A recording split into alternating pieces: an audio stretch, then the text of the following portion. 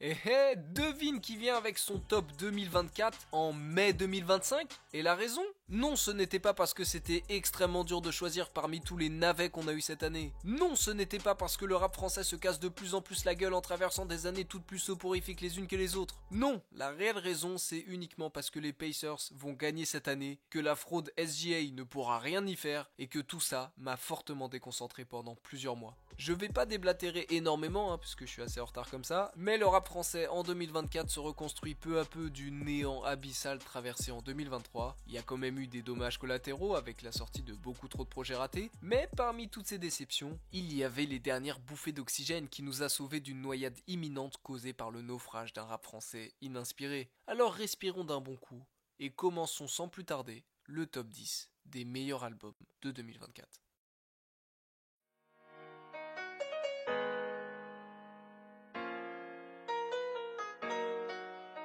Ouais, je sais, j'abuse. Et en plus, est-ce que j'ai envie de parler de Kobalade actuellement ? Certainement pas. Est-ce que le projet mérite vraiment d'être dans ce top ? Pas vraiment. Est-ce que c'est plus une excellente surprise qu'un excellent projet ? Très probablement. Et est-ce que le PSG a ses chances de remporter la LDC ? Pas avec Donnarumma titulaire. Et pourtant, Koba et Zola nous ont offert l'alchimie dont on avait besoin, mais surtout qu'on attendait, contrairement à deux zozos qui ont oublié de sortir leur album en 2018. Vraiment, quel bonheur de s'attendre à un délire très précis et qui soit exactement retranscrit aussi fidèlement. Alors oui, on peut reprocher peut-être le manque de risque, certains sons qui sont un peu téléphonés et un manque d'originalité flagrante, mais bon, en même temps, est-ce que c'est vraiment ce qu'on voulait ? Moi j'avais besoin de ce retour de Zola et Koba, un retour où je vois deux mecs qui s'amusent et qui font leur taf, à défaut t'imaginer déjà quel son va péter sur TikTok. Donc oui, parfois ça fait du bien les albums légers qui se foutent pas de notre gueule, l'album glisse, t'écoutes, tu passes un super moment et finalement, est-ce que c'est pas ça le but d'un bon projet ? Frère ennemi de Koba et Zola, c'est la maturité de passer au-dessus d'un conflit de merde et la créativité de deux gars qui baignaient dans le même délire permettant l'évidence d'un duo qui fonctionne. Je suis avec des dealers, je suis dans des fichiers S. J'ai peut-être un micro dans ma caisse. Une salope de sale, le pédo me fait mal au calme. Putain de merde, rien que j'enchaîne les mains. Une chaînasse sous BBL. C'est sûr que je le fais pas BBL, je chante comme un 6.3 sur... Honnêtement, j'attendais pas mieux et je me devais d'en parler, mais je vais pas davantage vendre ce projet parce que malheureusement, il y a des choses qui dépassent la musique. Frère ennemi de Koba et Zola, ça reste avant tout une bonne surprise.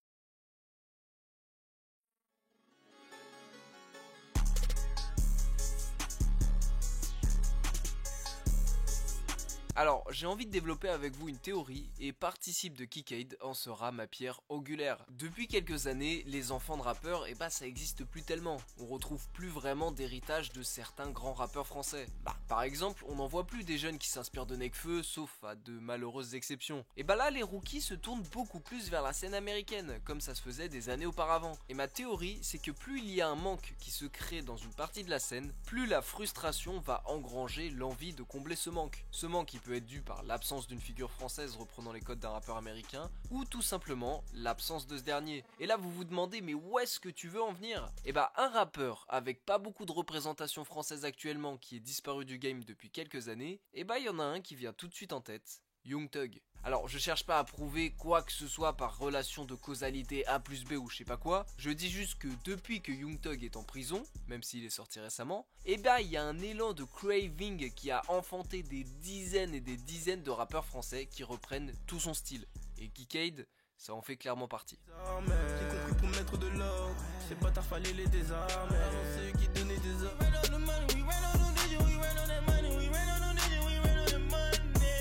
C'est chaud, appelle pas tes papas. Là c'est chaud, on se plaque dans la trappe. On bicrave dans le bal et on bicrave aussi en jubat. Alors oui, ce manque il est présent pour tous, que ce soit chez les rappeurs comme les auditeurs. Mais si je parle de Kikade uniquement sous le prisme de Young Thug, c'est pas pour pointer du doigt des ressemblances flagrantes. Non, ça sinon je l'aurais fait avec Zequin. C'est juste pour féliciter l'action de perpétuer tout l'héritage du rappeur. J'ai pas du tout vu le projet comme du fanatisme, mais vraiment comme une sorte d'hommage parce que l'album, il est vraiment bon. On vend toujours les packs, on vend toujours la dos. Toi Hugo, les pattes, elle est trop belle ma dos. Tu vas les ramener ici, on veut pas toi ici. Je raconte ma vie, je raconte tout ce que je pense. Je raconte ce que je vis, je raconte tout ce que je vois. Je lui pète ses dents, parle vite, me fais pas perdre mon temps. préfère le perdre avec ma dame. Et tu rajoutes avec ça les petites influences sur la cover, un peu bleu, bien creep, grills et tout, une pochette pen and pixel digne du délire des années 2000, 3-6 Mafia, Project Pat, Juvenile, Snoop Dogg. Franchement, ça fait trop plaisir de voir un rappeur qui aime le rap. Ça faisait longtemps qu'on n'en avait pas vu. Hâte de voir par la suite comment Kikate va digérer ses influences et avoir un peu plus de personnalité sur le projet, parce que ça s'annonce vraiment très beau.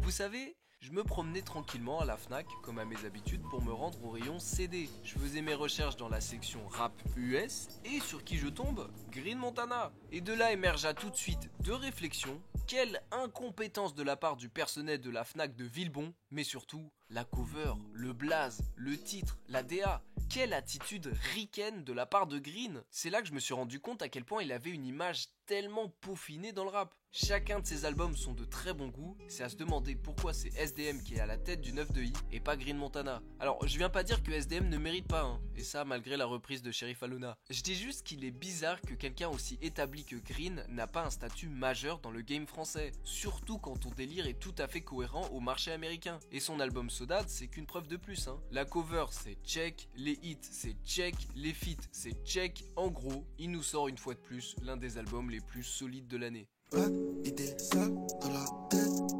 Oh, on leur fait les cool, je crois que le moteur est naze. Ils font R, ils n'ont même pas les bases. Cette monnaie, je l'emmène pas dans la tombe. Change d'ennemi, mais jamais de compte. Chez Fendi quand l'envie me prend. Est-ce que tu me vois venir, est-ce que tu le sens? Green, c'est un mec qui sait faire de la bonne musique. C'est pas celui qui va te faire ressortir de tes gonds quand tu vas écouter un album, mais c'est le easy listening qui te fait du bien. Parce que oui, on en a besoin de ces projets-là, hein, où tu sais que tu vas passer un très bon moment, à défaut de devoir concentrer tous tes neurones sur le nouvel univers proposé par le tout nouvel artiste en vogue, qui remet encore et toujours en cause les codes de la musique.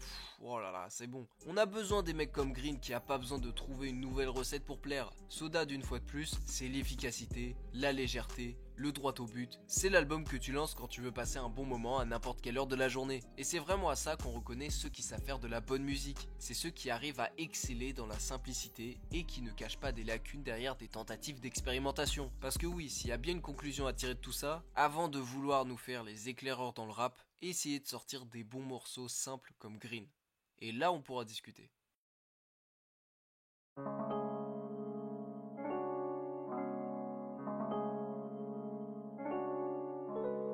Parlons de Diditrix, c'est plus qu'un cas, c'est une frustration. On va pas passer par quatre chemins, Diditrix c'était le futur du rap en 2018. Il enchaînait les vraies propositions qui sortent du lot en se frottant parfois à de la G-Funk. Et à ce moment-là, et même un petit peu encore aujourd'hui, personne ne faisait ça. C'était le seul à sortir des musiques orientées vers ce style et de manière aussi bien exécutée. Et ça avec son petit ton de voix un peu lazy et désinvolte qui est extrêmement efficace. Il balance à ce moment-là banger sur banger, La Puenta, Biz, Yo Didi, mais surtout le morceau Chien de la Casse. Et attention, hein, là je vais dire des mots forts, la prod ensoleillée qui aurait pu sortir tout droit du disque dur de Dr Dre, l'interprétation de Malade qui colle parfaitement au style de la musique, mais surtout le refrain catchy avec des punchs qui sortiront plus jamais de ton crâne, moi j'appelle ça un classique. Et le mot chef-d'œuvre, il est pas très loin de sortir. Il drop par la suite le très bon Trick City avec la cover exceptionnelle. Tout semble aller pour le mieux pour Diditrix. Et là, Covid. Le monde de la musique est en arrêt et l'artiste en développement qui était Diditrix se voit stopper net. De là suivra une traversée du désert assez importante, hein. Des petits sons à droite à gauche, des EP qui prennent pas trop et viendra enfin par la suite le son fondu qui retranscrira parfaitement la situation. J'avais du buzz mais il a fondu, obligé de tout reprendre comme au début, montrer à quel point je suis meilleur qu'eux. Il sortira même la suite tant attendue Trick City 2 et ça prendra malheureusement pas non plus. Et pourtant c'est tout aussi bon que le premier volume, hein. J'en viens presque à regretter de pas l'avoir foutu dans mon top 2023. Nous sommes dorénavant en 2024 et on se retrouve avec Dope Music, un EP de 5 titres qui est juste parfait. Ma life c'est un movie, vite je peux pas louper ce coup-ci. C'est la merdeur, y a trop de soucis. Je suis dans les affaires, je suis dans ce qui rapporte. Fallait des sous quand on s'est mis à vendre. Faire le sale boulot avec ma banque. Elle veut qu'on se kiffe mais je suis un salaud. Sale moi. Elle veut que je l'emmène, elle veut que je lui donne son coup à chaque mois. J'ai même plus envie de dormir. Diditrix se reconstruit peu à peu avec un nouveau style tout en gardant son petit grain très efficace. Et faut s'avouer que c'est très couillu de sa part d'assumer un buzz qui est passé avec la motivation de tout casser une seconde fois. Du coup tout ce que j'ai à vous dire c'est qu'il faut foncer découvrir d'autres musiques, c'est seulement 5 titres, la propagande doit s'intensifier et il est urgent de redonner ses fleurs à un rappeur avec une vraie proposition. En attendant, on reste très attentif à ce que va proposer Diditrix, un rappeur qui arrive à être prometteur pour la deuxième fois.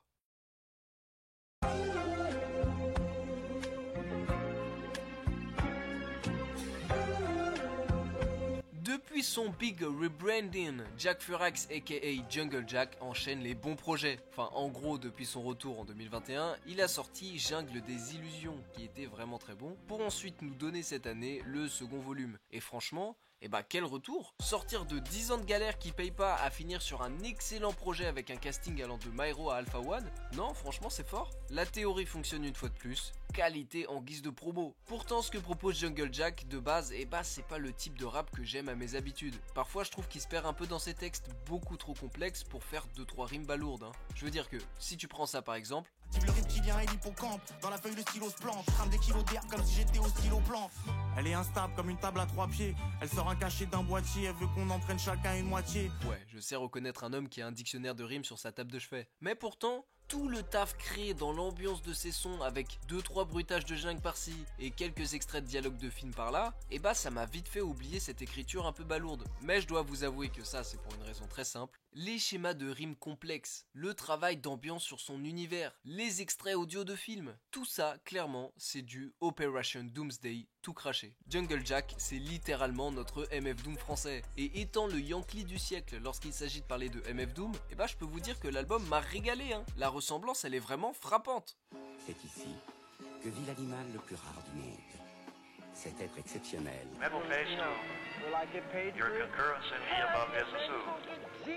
L'ingé branche les pitonios, arrange les pistes audio. Et t'as fait des grosses marches arrière sur tes acquis sociaux. By the way, I re-up on bad dreams, back up screams in 50s, be up on mad schemes that hit. On se retrouve autour d'une ronde table, entre comparses et on parle comme des comptables. I sell rhymes like dimes, the one who mostly keep cash and brag about the broken times. Better Mais rhyme. faut pas s'arrêter à 2-3 inspirations. Jungle Jack a vraiment bien développé son délire, la construction du projet est très bien ficelée. J'imagine même pas à quel point il s'est cassé la tête avec les millions de samples utilisés, mais c'était nécessaire pour nous transporter dans sa jungle. Donc en gros, si vous avez besoin d'immersion ou de vous enfiler 56 minutes de découpage et de rimes complexes, laissez une chance à Jungle des Illusions. Vous allez vraiment pas être déçus.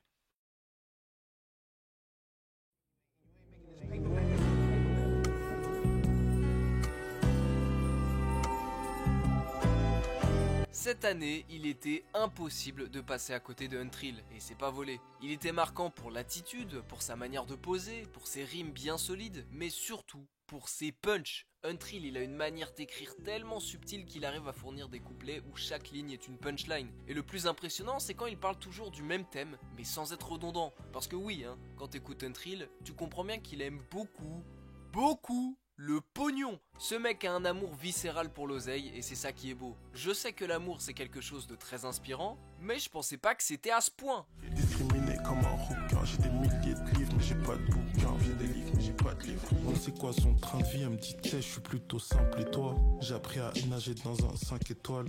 Elle est peut-être superficielle, mais ça se négocie. Non je lui en veux pas, parce qu'elle est refaite, moi aussi. Et ça dites-vous que c'est qu'un minuscule extrait. Ce mec a vraiment fourni un projet avec 90% de phases qu'on peut facilement mettre sur une carte Genius. Mais bon, parlons de l'autre partie du taf parce que oui, ce projet c'est un projet commun avec le beatmaker venant tout droit de Don Dada, Hologram Low. Alors j'ai jamais vraiment été un grand fan de ce type de prod un peu drumless, sample de jazz à la con, caviardesque, mais je peux pas nier l'immense épaisseur des instrus de l'album. Hologram Low propose un taf qui a vraiment rien à envier à des The Alchemist, et d'ailleurs c'est assez flagrant comme similarité. Mais c'est ça qui fait du bien. Il y a pas longtemps était sorti le très bon Voir Dire de Earth Sweatshirt et The Alchemist, et je me suis dit que c'est quand même dommage de pomper tout ce qui se fait aux US, sauf quand il s'agit de s'inspirer de ce genre de délire. Parce que c'est un style de rap très porté sur l'écriture. Alors autant vous dire que si vous avez la flemme de traduire, vous allez quand même bien vous faire chier à vous taper la discographie d'Earl Sweatshirt. Mais quelle aubaine que mon appel s'est fait entendre lorsque l'un des meilleurs beatmakers de France a rencontré l'un des meilleurs lyricistes de France. Replica 2, c'est un cadeau tombé du ciel pour tous les fans de cette scène. Et il n'y a plus qu'à espérer que la qualité de cette mixtape va porter une influence très prolifique dans le milieu.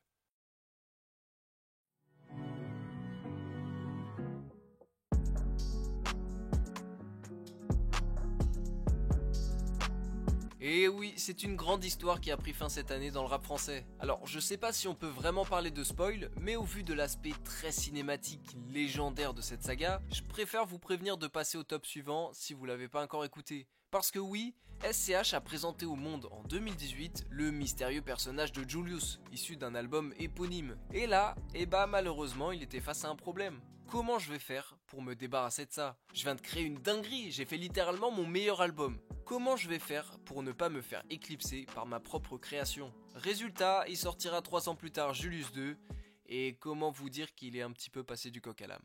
On m'annonce Mission Impossible le retour, avec Daniel Craig, avec Tom Cruise et Brad Pitt. Et là, j'arrive, c'est Danny Boone. En gros, depuis bande organisée, SCH aura 2 publics. Un vieux public qui aime le SCH crade sous Pouliakov, et un nouveau public issu de la scène marseillaise qui préfère un SCH chaleureux sous Ricard. Donc il fera face au dilemme du siècle, je régale mes gâtés ou mes scélérats? Eh bien, on va faire les deux. Faisons un Julius, mais version tout public. Résultat, SCH sortira le pire album de sa carrière et entachera la saga tant aimée Julius. Pour réparer les pots cassés, il sortira 3 ans plus tard Préquel, qui sera un profond retour aux origines, pour ensuite finalement offrir le dernier volet de la saga, nous y voilà, à Julius 3. Et SCH, comment te dire que tout est pardonné? Les années 2000, je veux voir voler les automobiles. J'ai mis mon cœur en entier, des fois je me suis du peur. Y'a eu des forêts en mort. Oh, et qui va s'asseoir à ma table? Sur du familia. Merci! Tout ce que méritait Julius comme fin, c'était une orchestration, du grandiose, des instruments venant de chaque coin du monde. Oui, on avait besoin de ça. Pas de la Zumba toute ramollie de Zekpi sur mode Akimbo. SCH nous a entendus et nous a compris. Bon, cependant, on a bien senti qu'il fallait qu'il se débarrasse de Julius pour retirer ce poids. Mais il l'a pas fait de manière bâclée. Et ça, malgré le court écart entre Préquel et Ad Finem. Et pour ça, merci SCH. Tu as fait tes preuves. Tu peux repartir te bourrer la gueule avec le copain sur le vieux port. On t'en voudra plus jamais. La trilogie de Julius s'est clôturée. Et c'est une immense saga qui mérite peut-être qu'on s'y attarde un peu plus sur de prochaines vidéos. Donc en attendant, on ne peut qu'être reconnaissant d'avoir vécu sûrement la plus grande histoire du rap français.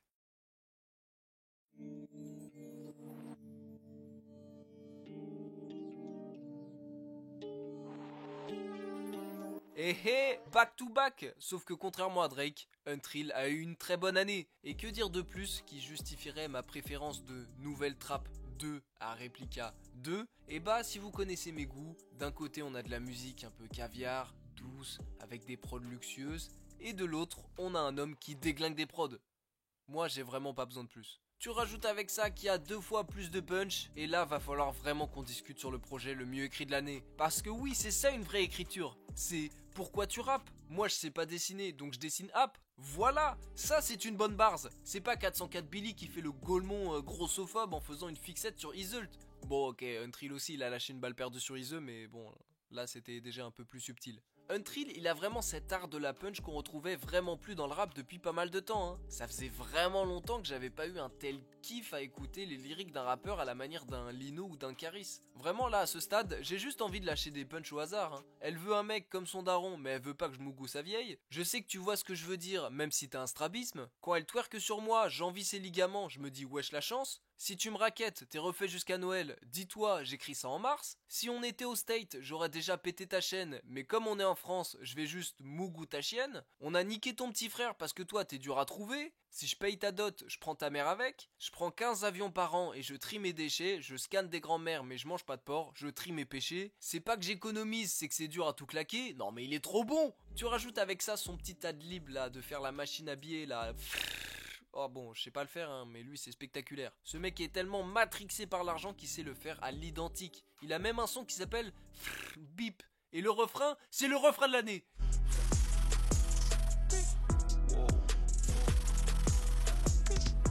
Qu'est-ce que j'aurais aimé savoir faire ça. Tout ce que je sais faire moi c'est la canette de 8-6 qui s'ouvre. Voilà. chacun son talent. Nouvelle trappe 2 de Untrill, c'est le courage de ne pas masquer ses lyriques avec une attitude et une prod énervée. Il ne se lisse pas et il continue à porter une vraie écriture extrêmement bien peaufinée qui nous avait vraiment manqué dans le rap. Untrill mérite vraiment sa place en bas du podium. Mais bon, promis, c'est la dernière fois que je mets 2 albums du même rappeur dans le top parce que bon, ouais, ça perd un peu de son intérêt.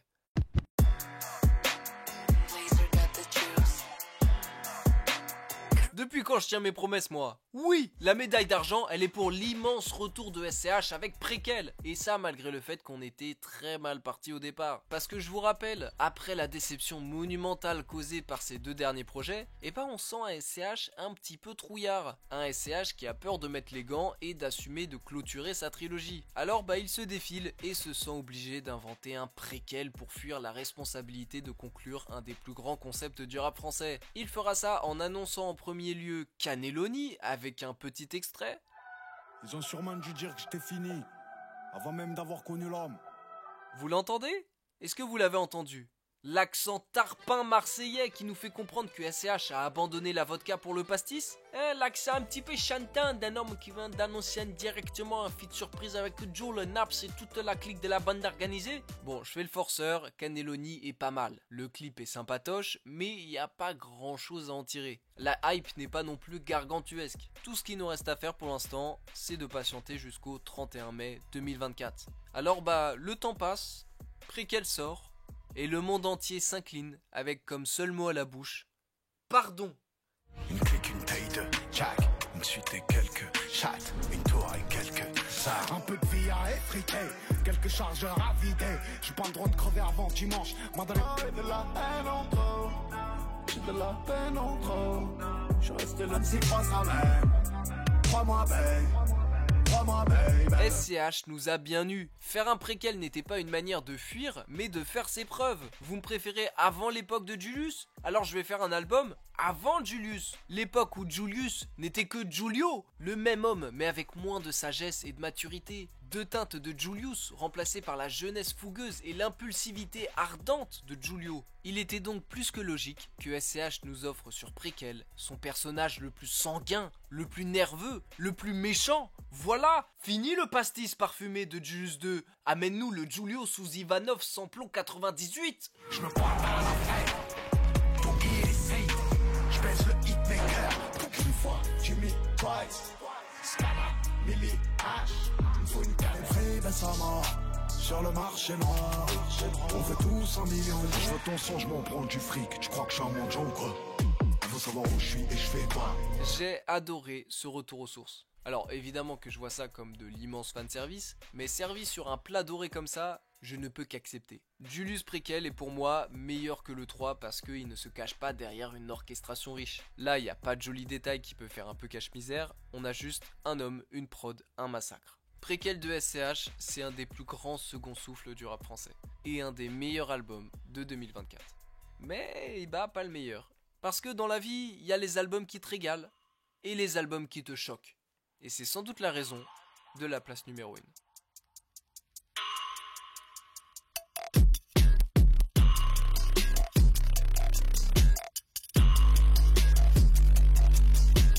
Et oui, le meilleur album de l'année pour moi, c'est Hit Rap de TH. J'ai vraiment été conquis par l'entrée fracassante de TH, mais surtout par son chien robot. C'est une folie. J'ai l'impression d'être le seul bloqué là-dessus. Il a un chien robot. Vous savez combien ça coûte? Bah moi je sais, 70 000 balles. Vous imaginez le flex d'avoir assez d'argent à claquer sur un robot de merde là qui sert à rien? Alors faites attention, il y a moyen que je passe tout le reste de la vidéo là-dessus. Non, une autre chose qui a dû bien se démarquer aussi, c'est le flow totalement déstructuré de TH. Un flow immensément innovant dans le rap français qui a fait tourner pas mal de têtes cette année parce que oui, qu'on aime ou qu'on n'aime pas, personne n'en est vraiment resté indifférent. L'amour ça fait mal. Ah, coup de cerce dans ta gorge, tiens. En fait, mec, je suis beau quand j'arrive au dépôt.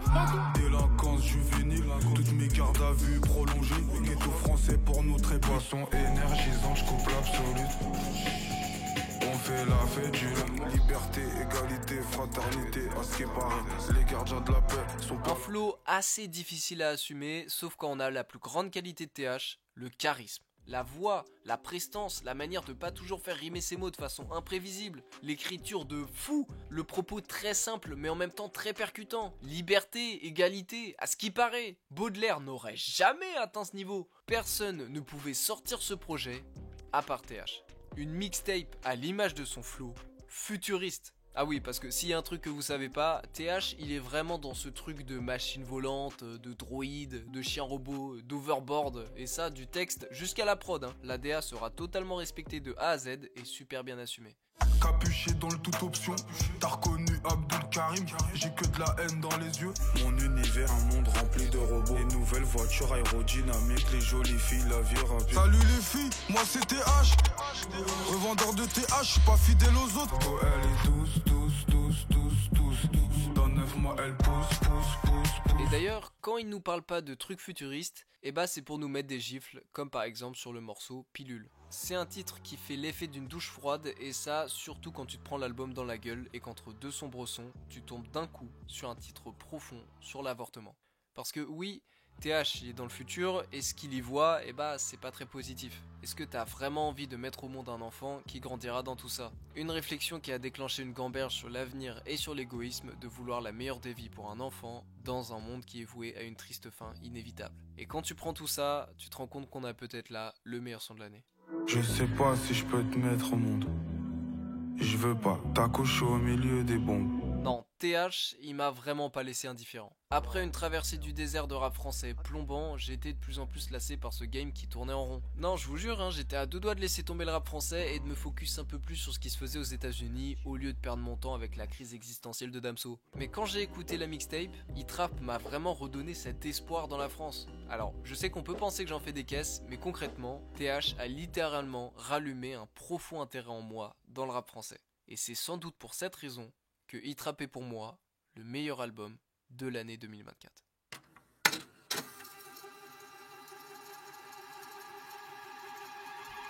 Merci d'avoir vu cette vidéo. SCH, Untrill et TH m'ont encore donné foi pour continuer à me concentrer sur le rap français, que ce soit grâce à une atmosphère parfaitement retranscrite, une écriture luxueuse ou encore l'héritage de Matrixé comme démon qui est perpétué. 635 en dessous de mon zizi, zizi. À la pute, je la baisse dans les escaliers, j'ai un gros zizi. Désolé pour l'attente, mais ça valait le coup. Le réel retard est dû aux prochaines vidéos qui s'avèrent extraordinaires avec des petits nouveaux concepts par-ci par-là. Alors restez branchés et merci à vous. Ouais, ajoutez-moi par pitié.